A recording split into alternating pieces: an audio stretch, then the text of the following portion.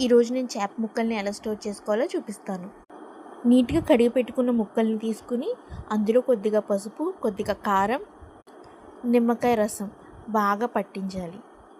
మనం ఫిష్ ఫ్రైని ఎలా మ్యారినేట్ చేసుకుంటామో అలానే ఈ నిమ్మరసం, పసుపు, కారం పట్టించాలి.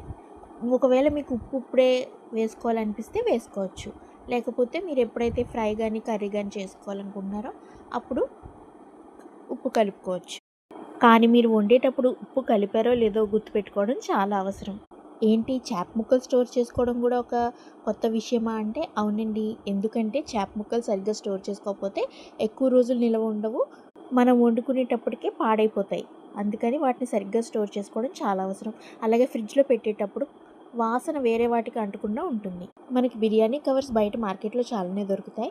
అందులో ఒక కవర్ తీసుకుని మనం కలిపి పెట్టుకున్న ముక్కల్ని ఇందులో వేసుకొని దారం కట్టేసుకుని డీప్ ఫ్రిడ్జ్‌లో పెట్టేసుకోవచ్చు. ఇలా కలిపి పెట్టుకున్న ముక్కలు వారం రోజులు ఫ్రెష్‌గానే ఉంటాయి.